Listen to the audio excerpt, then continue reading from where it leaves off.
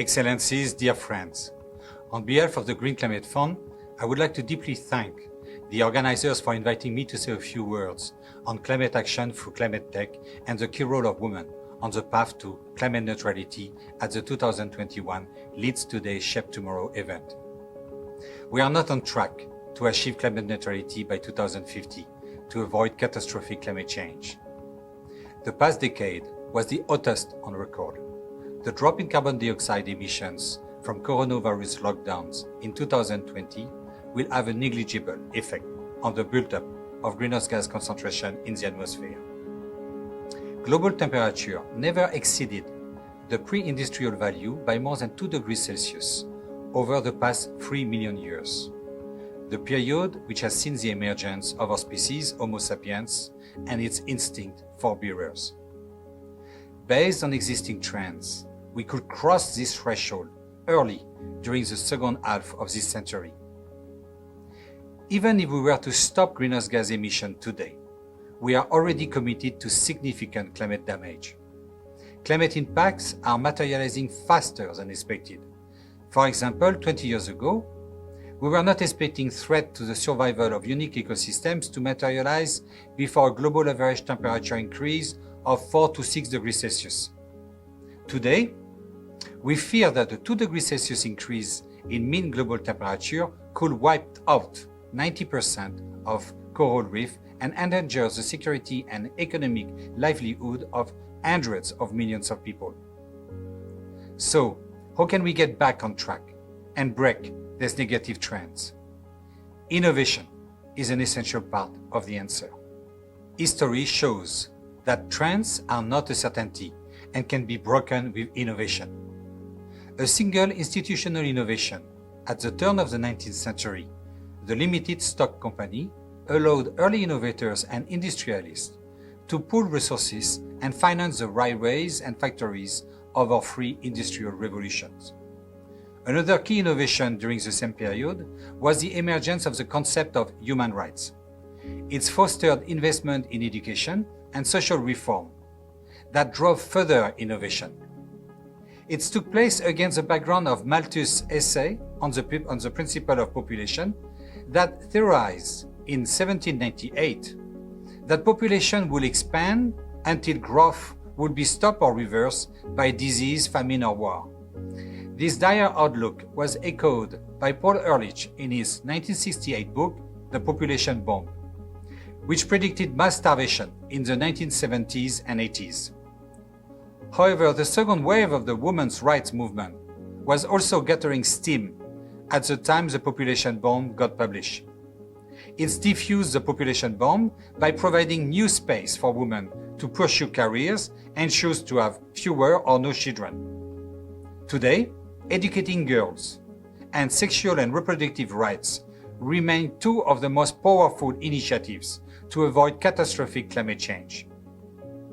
Innovation in digital technology and artificial intelligence, material technology, nanotechnology, genetic technology, robotics, biotechnology, transport technology, and energy technology, to name just a few, have also the potential to provide humankind with new fundamental capabilities and rewrite our future. For example, a technological breakthrough in solar paint or electric storage technology alone could overhaul our energy system in a matter of years. But innovation does not always materialize on time and cannot be taken for granted. History is littered with examples of techno-optimist goals that could not be achieved. For example, when a series of Clean Air Acts were passed in Europe and the United States in the 1960s, 1970s, it was expected that the incentives provided by this legislation to develop green technologies would solve clean air pollution problem in these geographies within a decade. Half a century later, local air pollution has yet to be solved, and much more severe global air pollution concerns have arisen with ozone depletion and climate change. Even if innovation materializes on time, it can create new unforeseen problems on its own. When the CFC's refrigerants were developed in the 1920s, they were touted as a safe substitute for the explosive and toxic ammonia and sulfur refrigerants then commonly in use. But half a century later, we discovered that they were posing an existential threat to life on Earth through the destruction of the ozone layer. Innovation does not benefit all equally either. Notably, it does not benefit the poor and the rich, women and men equally. The second industrial revolution was driven by electricity. But for the 1.1 billion people worldwide who still lack access to electricity, it might as well have never happened. Similarly, innovation can entrench inequality and discrimination.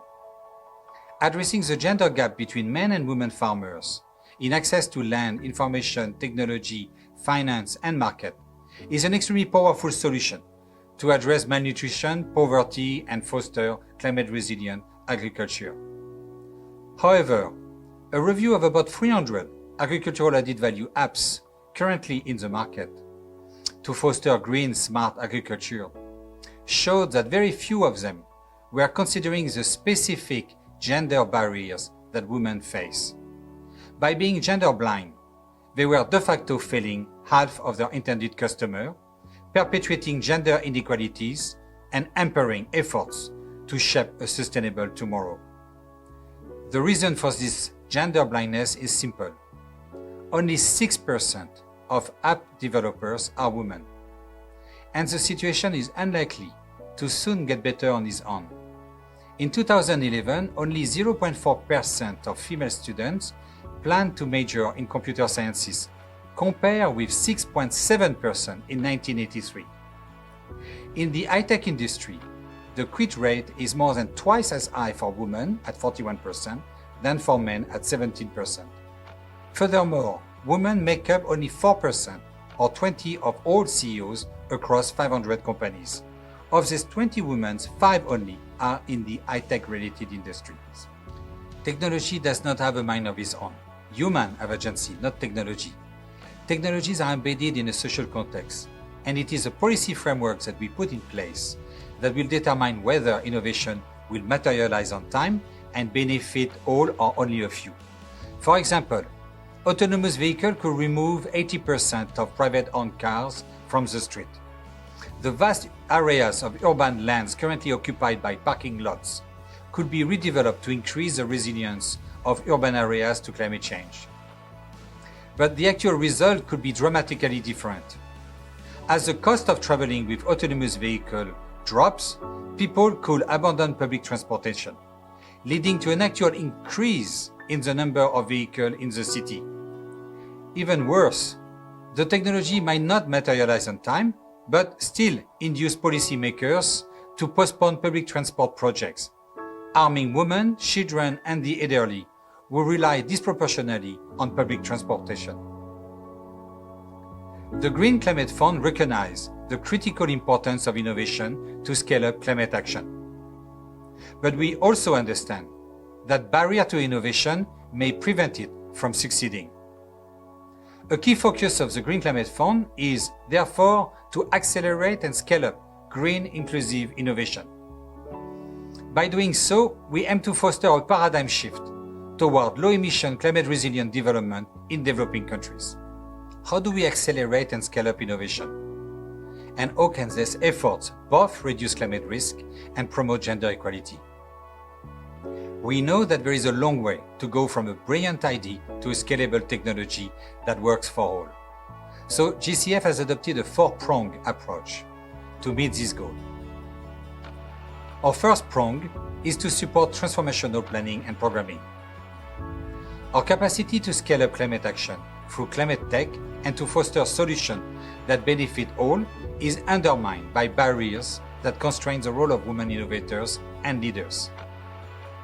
The GCF is the largest dedicated climate fund in the world.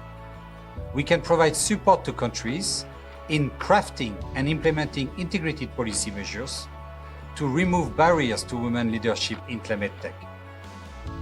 They can range from gender-responsive education programs to the promotion of organizational norms and social services that reduce women's quit rate in tech or dedicated financing lines. Next, we focus on catalyzing innovation, climate innovation. GCF invests in new technologies, business models, and practices to establish a proof of concept. A key objective of our environmental and social safeguards and gender policy are to ensure that the fund exclusively promotes inclusive climate innovation. GCF is currently reviewing several incubator and private equity fund initiatives to better target and support women innovators and entrepreneurs in the Global South. Thirdly, GCF de-risk investment to catalyze private finance and scale up successful innovation. Every single project funded by the Green Climate Fund to mobilize finance at scale includes a gender action plan. This action plan sets out how the project is to empower and benefit women. As of today, GCF ongoing investment are expected to benefit over 180 million women. For example, GCF is supporting the efforts of Bosnia-Herzegovina to scale up investment in low-carbon building. A key objective of the project is to strengthen the capacity of women entrepreneurs and women-led SMEs to drive this new green building market. Notably, the project is to train women energy auditors and building inspectors, women architects in green climate resilient infrastructure design, and women engineers in biomass boiler manufacturing and maintenance. Finally, we aim to share knowledge about what works to facilitate the uptake of good practices and deliver systemic changes. For example, our low-carbon business development loans program in Mongolia specifically target women-led enterprises, providing them with access to finance to invest in energy efficiency and renewable energy. The experience gained there with our project partner, Asbank, will enable us to develop better climate financing models in the future that promote gender equality and scale up climate ambitions. Ladies and gentlemen, we know that the world is not on track to achieve the climate and social goals we have set ourselves in the 2030 Sustainable Development Agenda and in the Paris Agreement. But I am optimistic that through innovation led by women and men, and that benefits women and men equally, we can change these trends and shape tomorrow. GCF is certainly ready to play its part. Thank you very much for your attention.